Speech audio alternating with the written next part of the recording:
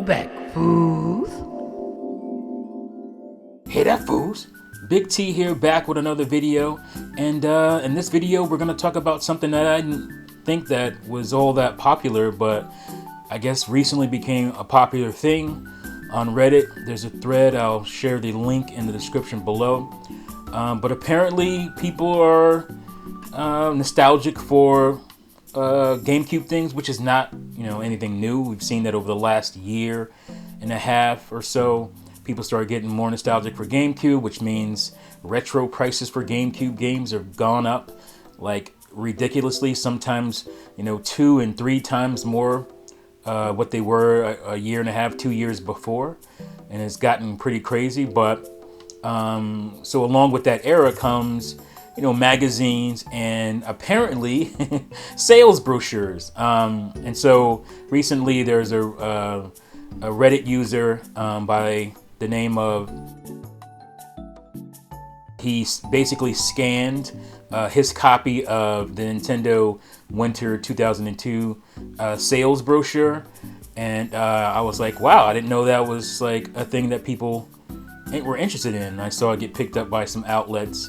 I saw it on Spawnwave as well, and it kind of surprised me. I didn't know people had interest in this. But again, this is probably something new. People are getting more interested in GameCube stuff, and so here we go. So I was like, okay, well, I could have done that, because as you can see here, I have not only a copy of 2002 brochure, but I also have 2003. Now 2003, even though it's a newer or younger, it's more beat up, and that's because I had some water damage. If you guys have been on the channel for a while, you hear me talk about the great water damage that kind of ruined some of my collection. But luckily my Winter 2002 did not face that water damage, and I just kind of wanted to show you guys. We can go through some of it. I'll try not to make this video too long, but we can go through some of it, and you can see like what really impressed me, got me really excited, was the quality of well, a couple of the brochures anyway, and just the quality of the pages and how cool they looked. And they are free, as you can see here. It says free, take one. This was on the shelf at many retailers that had GameCube products for sale, and so you could just walk up and take one. I probably got mine from Electronics Boutique, which became GameStop, because I used to go there a lot in the early 2000s. So that's probably where I picked mine up, and I liked it, and I made sure to look out for more brochures in the future. Even a year later, which the other ones came out, and I believe so. I have 2002, I have 2003. And I believe they didn't do one for GameCube and Game Boy Advance at that point for 2004. They did one for the Nintendo DS. Now, I believe it was 2004. I could be wrong. It could have been, for Winter 2004. It could have been 2005 that I got this brochure. I'll look at it in a minute. But yeah, so let's look at it. So again, I'm like surprised that this is the thing that people care about. Now, like I said, this one is in a lot better shape, as you can see here. It starts off with the major Metroid Prime. Make sure it's in camera here. Yeah, so Metroid Prime, which was, blew my mind at the time. Now, the quality of these pages are not as good as the later magazines or brochures or whatever you want to call them. These are just kind of almost kind of recycled paper kind of feel to them. They're a little bit rougher. Well, you'll see in a minute that it gets better. And so you can see Metroid Prime there, some nice photos of that. You have Wind Waker. Wind Waker was coming, and they wanted to make sure we knew about that. Yeah, I just wanted to say also that this seemed to be something that Nintendo did for GameCube, because we all know GameCube didn't sell that well. I never saw like a PS2 guide. I would have probably picked it up. Now Xbox, I did believe have one. I just didn't care enough to get it, I don't think. But they also had one, and it's funny because the original Xbox always is forgotten that, yeah, it came in second place, but barely. It sold 2 million more units than GameCube, so it wasn't like it was a huge success, but it probably definitely cut into GameCube's overall sales being that they came out like right around the same time, within a week of each other. So I'm sure that affected the GameCube sales also. But here you go with Wind Waker. Nice little write-up on that. Resident Evil 0. This was mind-blowing because, you know, Nintendo was trying to shake that kitty image in some ways. So they procured the Resident Evil franchise, and they got all these Resident Evil games on the GameCube exclusively. Some of them, or at least Resident Evil 1 was a remaster, or was it a remake? It was probably considered kind of a remakester, somewhere in the middle. And here you have Star Fox Adventures. These things were super exciting to me. Star Fox Adventures for the 2002 catalog, winter catalog. Then you have Super Mario Sunshine. Now I'm actually confused. I'm gonna look here to see when this was published, because winter 2002 could be 2001 to 2002, but it looks like this is the winter of 2002. So starting in 2002. So you have Star Fox Adventures. You have Super Mario Sunshine. Obviously, a lot of the major games right off the bat. Animal Crossing, Wario World, and a lot of these games. I did buy a lot of these games based on this brochure, so it at least worked on me. You have Harry Potter. I have every one of these games. Vex, Dragon's Lair. These are all games that are in my collection. So, like I said, this definitely worked on me. And Jimmy Neutron, no. Crash Bandicoot, Wrath of Cortex, I certainly own that. Let's see, Spyro, Enter the Dragonfly, I have that. Frogger, Bounty Hunter. I was definitely looking forward to Bounty Hunter, Star Wars Bounty Hunter.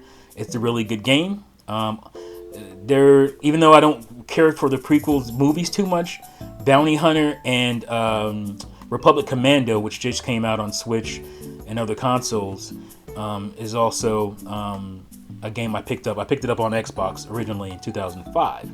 So you have Frogger, Defender. I don't want to go through all of these. I'm going to try to hit some of the bigger ones.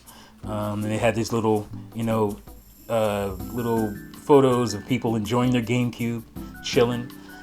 They were trying to, show that GameCube is cooler than it was being portrayed.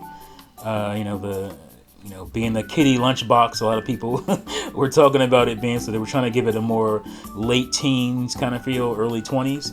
And, the games were there. So, unfortunately, it just kind of got lost in the shuffle of original Xbox and the crazy success of PS2. But there were a lot of good games on the GameCube, at least third-party wise. I wish, I want to say quality, because it's not like they're bad quality, but some of the major releases of the GameCube weren't as impactful as the major releases were on N64. They weren't, some of them, like Star Fox, didn't live up to what we were hoping for the next Star Fox. Wave Race didn't really live up to what it had the cool water physics and all that, but something was off about that game. And I hear that from a lot of people. They feel like there's just something off about Wave Race Blue Storm. But here you go, Godzilla Destroy All Monsters, which is great because we just got Godzilla versus Kong in the theaters and at home and on HBO Max. Mortal Kombat, what is that? Deadly Alliance. Another Star Wars game, Jedi Knight 2, Jedi Outcast. I also have that. Black and Bruised looked pretty cool to me. Reminded me of Ready to Rumble boxing. Die Hard Vendetta. I bought that and it's total garbage. It's so bad it's good. It's one of those games. 007 Nightfire, one of my favorite Bond games. Probably my second favorite Bond game behind GoldenEye, for sure. Then you had Time Splitters by the GoldenEye team.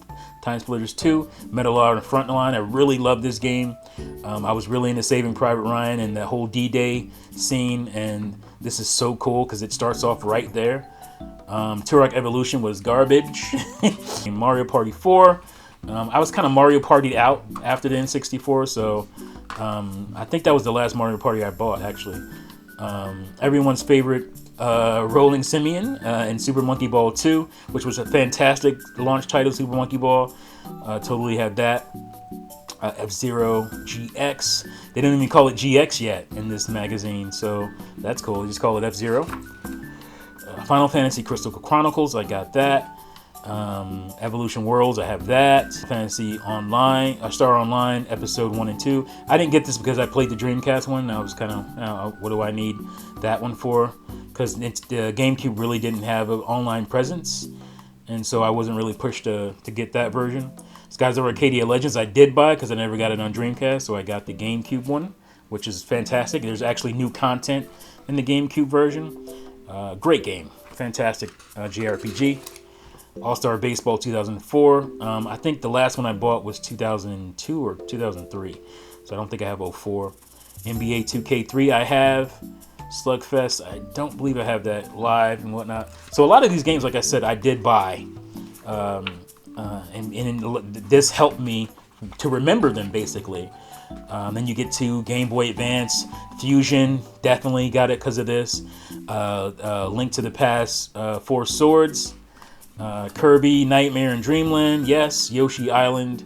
I don't think I got this version. I was content with my Super Nintendo version because I was still playing that. So, and that was another thing about the Game Boy Advance. It was a port system. It was a port machine, Super Nintendo port machine. It had some new great IPs, or new great games and story IPs, like the Castlevania games were great.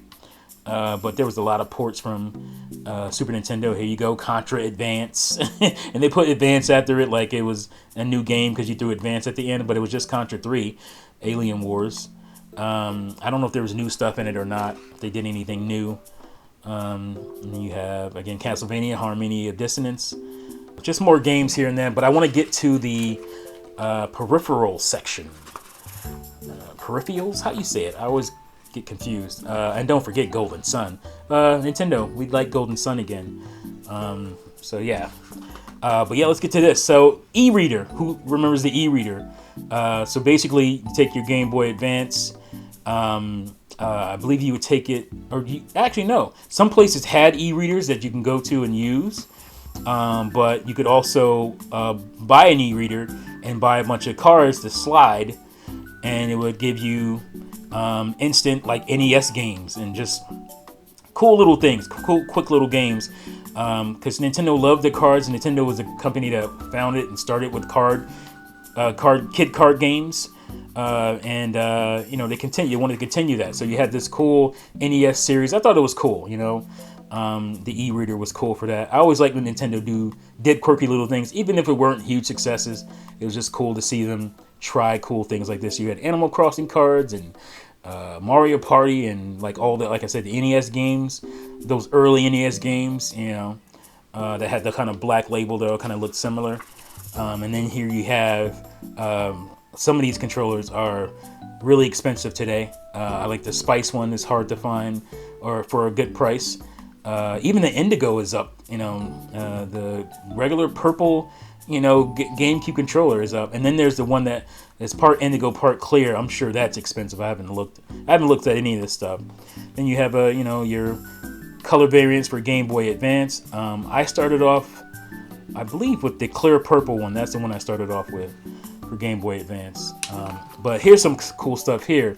So you have the GameCube controller, but then you have the GameCube Wavebird wireless controller, which is very cool. Then you had the Nintendo GameCube memory card 59 and 251. The 251 was obviously the one to buy. It was more expensive. The 59, you get one game on that bad boy, and that was it. Especially like Madden or something that take up that whole card. But there was another card that was at least in prototype stage that you would put was it mini SD back then? And I guess they never released that. And here you have the infamous component cable, which is super expensive today. But there are way better options for way cheaper. And I had a video talking about that. And so then you have the RF switch. Who was using the RF switch in early 2000s? Crazy. I hated those things. Then you have the GameCube Advance cable that connects your GameCube, your Game Boy Advance to your GameCube for certain games and for certain applications. Then you have the GameCube modem adapter and broadband adapter, which is barely used. what, 2 games use it, 3 games on the game or on the GameCube. Yeah, Game Boy Advance game link cable. So yeah, there's that. So quickly, I just want to go over the quality difference. And this is the 2003, so the fall and winter one.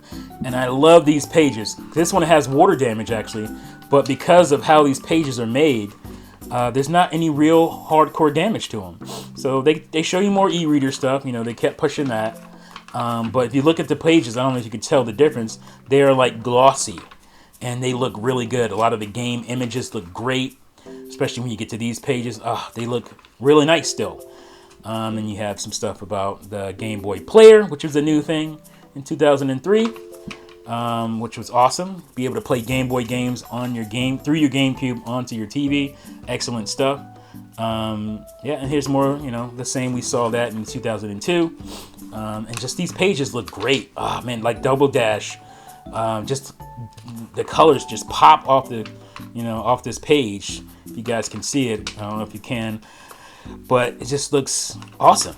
Mario Party 5. They were dropping Mario Parties like crazy. Crystal Chronicles, I love this. I mean, this sold me on Crystal Chronicles. This kind of write up and just how it looks. Kirby Air Ride looks great in here. Just Mario Golf Toadstool Tour, amazing. Four Swords. F-Zero was really the one. These images for F-Zero look amazing. I'll try to zoom in, but they look so good.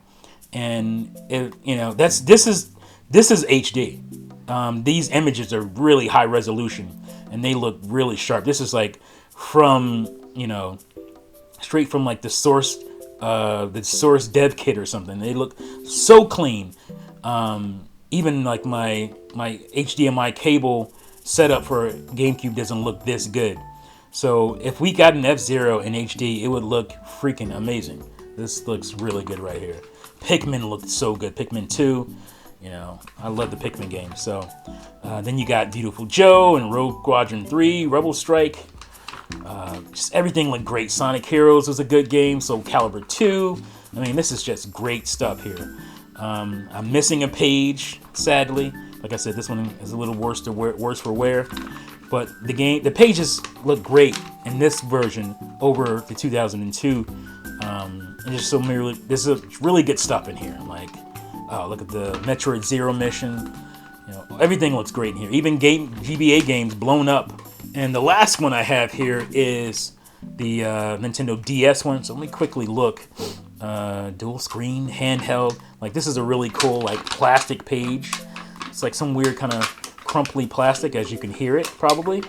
But this is like, you know, let me see if it's in the back maybe. I don't see it anywhere to show me the year of this coming out. I don't see it. Maybe the first few pages, maybe. No, nothing here.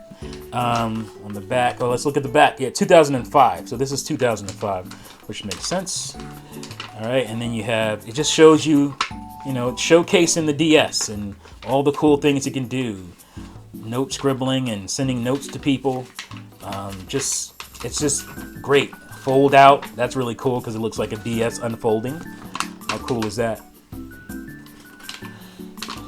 And then you have just, you know, Animal Crossing DS, which became Wild World. WarioWare Touched, Game Advance Wars DS, like just great stuff. So these are great brochures. So you guys let me know if this is something you would want for me to scan and upload like the other user did on Reddit or wherever, because you know, this is history. You know, you'll never see these again. These are not going to be reprinted or anything, but it's great to be able to have these. So I hope you guys enjoyed this video. Let me know what you think. Do you have some of these in your collection somewhere? Because, you know, they're a cool little item to have, you know. I don't think they're expensive. I haven't looked up any of this stuff. I don't know if you can find them. Maybe somebody's selling them on eBay or something. But they're just cool little items to have. And I'm glad I have them in my quote-unquote collection. And, you know, I got them back when they actually came out. So that was cool. But, yeah, that's it for this video. Hope you guys enjoyed it. Thank you for watching and listening. And see you folks next time. Peace out.